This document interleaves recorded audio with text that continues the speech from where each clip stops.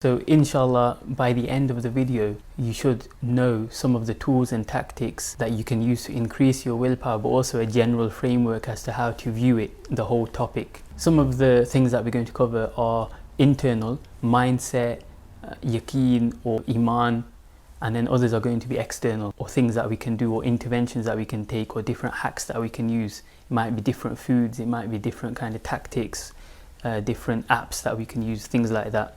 So to start off with, the first question that one should think about, as much as it's tempting to sit and do the YouTube clickbait thing of 5 ways to increase your willpower. First of all, eat badam, and then show some pictures of some almonds. We try to dig deep as well, the Optimized Muslim Project. And there's a difficult balance to strike between going deep to the extent where only 2.5 people are listening, and then actually sometimes you think that if you've got something that can benefit people, you might as well try to present it in a way that more people will benefit from it. So that's the kind of balance I'm trying to get here. So the first question is, why do we even want to increase willpower as Muslims? What is it? Why does it matter? Willpower determines, to an extent, the energy that we have or the drive that we have to either do something or not. Willpower is seen as that kind of bank of energy that helps us either complete a task or make a new habit or break a habit or not do something, right? So it's from that understanding that I'm looking at it. So then if we build upon that understanding as Muslims, if we can increase our willpower or optimize our willpower, then we should be able to start doing more good deeds or adopt certain actions as habits, or stop doing certain compulsive bad habits that we might have. So with that being said, it's quite a powerful idea to get our heads around. And also, where do we get this idea from, right? I would say it's quite intuitive. Because we've all had experience of that. If sometimes you're tired and it's late at night and you need to do something, then you find it more difficult. You find it more taxing. You might feel more lethargic.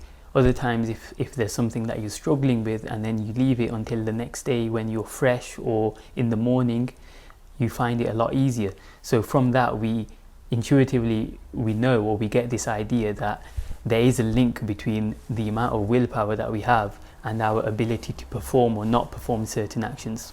The next step is to break down willpower and the contributing factors, right? And that's what I've done on this board that I'm going to speak about later. And all of these topics, all of these kind of contributing factors that I've set out here, they can all be the individual topics that I might go into on a deeper or a longer podcast, right? Okay, so moving on to the board, right? We've got willpower in the middle, and then I've listed 4 kind of factors that I think we can say as contributing towards willpower. These are the kind of manipulating factors that we can use to either increase or decrease our willpower, right? And I think this makes it a lot easier to understand. So the first one is Eeman. Now this is where some Muslims will be of the view, and you sometimes hear this, that's the gap that we're trying to bridge here between knowing what to do and how to do it, right? Actually doing it, the practical steps. That's what I'm trying to get at. Because one view of looking at it is everything's just about Eeman. You know, when someone's trying to advise someone on how to start praying or install a new habit, and they might say, oh, you need to do this, or first just start with these prayers and build a habit by starting small, or some of these tactics that we have, right? And they're kind of looked down upon because it's like, you just need Eeman. If you knew for certain, if you had Eeman, then you just pray. Look at people who suddenly get this inspiration and they suddenly pray. They don't need to read 100 books on building habits. They don't need to know any of this self-development stuff. And the way I address that is, first of all, your own experience tells you that that's not necessarily true. Eeman is the biggest factor, yes? And ultimately, it's through Allah's will that people are guided or misguided. Someone might be the self-development ninja. They might not be able to do anything when it comes down to it, right? So with that understanding, why I've got Eeman here is that, so Eeman we can view as, I think the translation of Eeman as belief is problematic. And I've got this from Daniel Hakikat Joe's course on al-asna.org that I really recommend. And that's because how we use certain words and language can affect our mindset and our understanding, right? Belief in the Western kind of sense is seen as this like, oh, that's just my belief, as if it's just like anyone can hold a belief and it doesn't really matter, everyone has different beliefs and it's a leap of faith, right? That Christian idea. I think a better way to look at it is Eeman as certainty or yaqeen, right? And by that I mean Eeman or certainty in the belief that we're Muslims, right? We've got an afterlife, all of the pillars of faith that I don't need to repeat. Essentially, we're in this life as a test and we're going to be judged according to our actions, and that's going to, with Allah's mercy, determine our next destination. So from that perspective, you can say if someone's Eeman's on point, then nothing else matters, because that's enough of a driving force, right? And that's why I've got it here. Now, if I was a bit more fancy with my whiteboard, I'd have like arrows pointing to like a scale, and because everyone's going to be at a different point with their Eeman. The higher the Eeman is, the higher the willpower is. You get me? It's like a skewed kind of graph, because Eeman is the factor that can blow all the others out of the water, and I'll get onto that. Because the higher your Eeman is, and everyone's on a different journey, so that's why I've included it here, the higher your willpower to perform actions that are in line with your Eeman, right? So if it's praying, fasting, not using bad language, or even doing the extra D's, voluntary fast, praying at night, memorizing the Quran, treating people well, not cheating people, everything, if you can link it to obviously your objective and purpose in this life, is going to get easier. It's easier for you the higher your Eeman is. Obviously there's a level of struggle for everyone, so that's Eeman, and we leave that there for the time being. Next, we've got mindset. By mindset, I mean your core beliefs, your inner thinking, certain limiting beliefs that we all have or we might have. Things like growth mindset, a mindset where you believe that anything you can learn and grow, and your identity is kind of malleable. If you're not good at something, you see it as an opportunity to grow. This is big in the whole self-development world, and that's what we try to do, or I try to do, link these concepts from and view it from the Islamic framework and be able to give it to other Muslims to benefit from, right? So someone who has a growth mindset, I've spoken about this in other videos, psychologically, how to become a lifelong prayer of Salah, also the mental diet video that I link. A growth mindset, someone who has a growth mindset will be someone who, even if they're not practicing, they see it as a process that, give me this amount of time, I'm going to do it. They have that belief in their own ability, that it's just a matter of learning, which is inherent in our belief system, obviously, right? Because if it wasn't, then what's the point? If it wasn't the case that people can change their station, right, then that it wouldn't make much sense, right? Obviously, by the will of Allah, think good of you, brother, because there's a tendency to just jump at, oh, are you denying that it's through Allah's will and it's all self-development? No. But okay, let's get back to the point. So mindset is things like that, growth mindset, other kind of thoughts that you have. Even you can put self-talk into it as well, right? If someone's got negative self-talk, their relationship with themselves, say if someone is struggling to do something, do they habitually go towards the negative? I can't do this, I've always failed, I'm not made for this, I've sinned too much? Or do they always go to the positive? I'm going to strive more, I'm going to try harder, every day I'm getting better. Self-talk is a big thing, right? Their identity, their sense of self. Someone views themselves as a practicing Muslim, they're more likely to act in accordance with that. Studies show identity is a big shifter in behavior change. If someone views themselves as a smoker, lifelong smoker, when it comes to quitting, it's a lot more difficult for them compared to someone who's, once they've quit, they change their identity. They no longer view themselves as a smoker. For them, it's easier, because it's like, why are you asking me to smoke? I'm not a smoker. It's just like asking someone who's never smoked. That's another point. Body, by body, I'm referring to things like, obviously we know the hadith that your body has a right over you, as much as there's certain things that you have to do in order to make sure you're functioning at acceptable level, right? And again, that varies as well, and it's all linked to Eeman, and it's all linked to the other factors. they all kind of overlap, because if you have a high Eeman, like next level, then you can make do with certain sacrifices on this category in terms of sleep, in terms of diet. We hear of the amazing stories of some of the awliya, some of their miracles or karamat, right?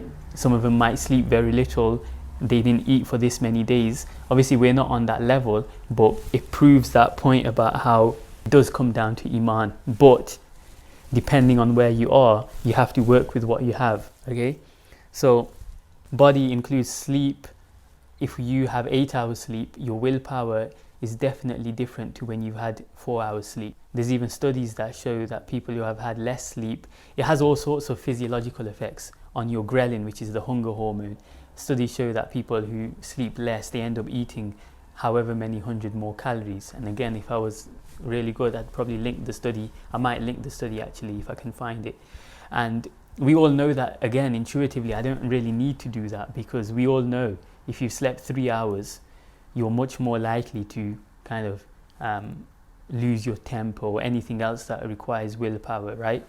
So that's body. And then add to that, you can add things like diet, because if someone's had 4 cheeseburgers, they're less likely to get up and pray perhaps than if someone's had a chicken salad or anything else, or caffeine or something else that they know works for them. And this would be about finding those things through self-experimentation, muhasabah, watching over yourself, journaling, trying to figure out what makes you work and trying to iterate and improve as you go.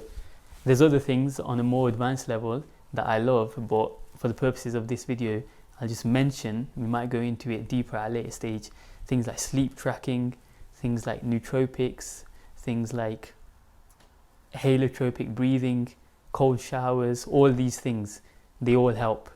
And depending on where you want to get to, you can use these things.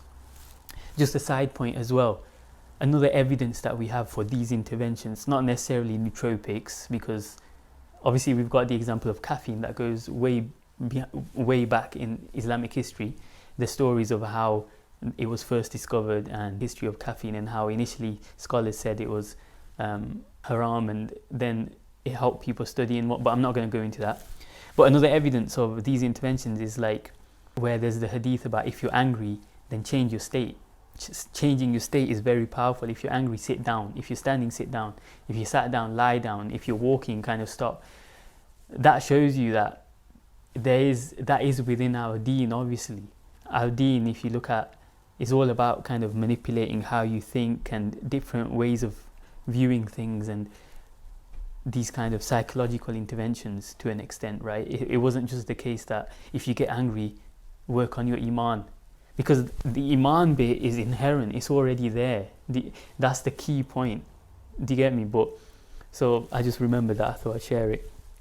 And then the last one is I've put hacks and tools. These are the things that people often go to first, right? Here are 5 things that can increase your willpower. Do this, do this, do this. I think if you don't address the first 3, the hacks are kind of very minor, because a hack is something like maybe a phone app. Again, I use them as well, and I'd recommend them. There's certain apps that you can get to block certain applications on your phone, for example, and they're really good. Some of them have a timer on them. Some of them you can only access it once you plug in a charger, and it all works on this premise of increasing the resistance towards a certain activity. These are the things we can view as hacks. Again, I can go into that in more depth in future videos, but the underlying concept is the lower the resistance is towards doing something, the more likely you are to do it, and the higher the resistance is towards doing something, the less likely you are to do it. So it's a key principle behind habit formation, is changing that resistance. I'll give you an example. So if you're on a diet and you're trying to avoid certain foods, if you've got fatty foods in the fridge, if you've got loads of chocolate in your cupboard and you've just started a diet yesterday, you're much more likely to eat that chocolate and break your diet, because what's the steps involved? The steps is walking a few feet, which you can do even if you weigh 400 kg. It's walking a few feet, opening the cupboard and eating. Where say if you got rid of everything before you started your diet, right, you've increased the resistance, because now if you want to eat your chocolate, you're going to have to at least walk to the supermarket, which involves getting changed, which involves getting ready perhaps, there's a lot more steps where you just think, I can't be bothered. Now obviously if you really wanted to, then you drive miles to get it, but the point is these subtle things actually do make a difference. And again, wrapping everything up, so that's the breakdown of how I view willpower, how we as Muslims we can view this topic of willpower, right? So then if you take each of these elements, it's about optimizing each one to an extent, and you can't do everything in one day, because then you're going to backfire and sit down, and then it damages your mindset, because then you'll be like, I can't do this. Remember when I tried it in Ramadan 2020? You might be saying that in 2040. May Allah protect us, right? So it's about doing what you can, but then at the same time taking some action and growing, right? It's all a link. If you're going to increase your Eeman, work out things that are going to do that. It might be watching reminders, obviously increasing your ibadat. Like, you know what works for you to an extent, because if you're watching this, you're probably over the age of 15, 16, 18. You know those periods in your life where you had a high Eeman, and you can probably trace back what caused it to an extent. There's Eeman, which, like I said, is probably the most important. You need to get that fixed. If you don't, or if you're struggling, go on a structured course, right? To get the basics, to get the foundation. It makes a massive difference. Some people, they think that they've sussed out the religion, and they know all of these views of these atheists and whatnot, and they never really gave it a chance because they didn't even strive to learn the basics, right? Then mindset. Again, maybe start reading books on these topics. It's about giving yourself positive self-talk, gratitude, focusing on positive, focusing on times where you've succeeded in the past, things like that. And then obviously the body is sleep, taking care of yourself, optimizing your diet, and the more you do it, the more you'll get momentum. Obviously the scholars say that the more you do a good deed, one of the barakah of it is, one of the blessings of it is that it sometimes increases your will to do more as well. And similar with one of the punishments you can say of a bad deed is that your willingness or the ease with which you can do that deed also increases, right? And then the last one is hacks and tools. If you want to get into the apps, because obviously phones are a big fitna these days, then that comes into that. Things like mental diet, fix the garden of your mind, fix what you're letting in, right? Guard the thoughts. Like, just to give you an example, let's take the example of Instagram, which I have a page on, and I used to kind of promote certain videos and whatnot and share stories of like reminders and things, but it's very kind of on the borderline as to whether I think overall it's beneficial or not, because there's just a lot of nonsense on there. Especially if you look on the explore page, you can kind of filter who you follow, and yet still the explore page, which you should avoid, I would say, is like, if you could encapsulate the nafsul amara bisu, right? If you wanted to show someone what that is, direct them there, because it's like the perfect, it just summarizes what that is, like the lower self, the lower nafs. You'll see all these posts of things that might elicit envy, or things that might elicit lust, or all of these kind of negative vices. It all comes from there. So obviously if we're looking to optimize our state, that's something you have to cut off or cut down as much as possible, because then it affects everything else. It affects your mindset, right? And obviously it affects your Eeman, and then it has a trickle down effect on everything, and then it's the willpower, and then it's, oh, I can't change this, or I'm struggling to change this. So alhamdulillah, I hope that was beneficial, and if it was, then I'd request that you share it. And also I'm trying to get closer to 200 subscribers. Not that it means anything, but everyone says it, I guess. So Jazakallah khairan for listening, and I've got a feeling I'm gonna remember something after this, but maybe I need to structure the videos better. Jazakallah khairan.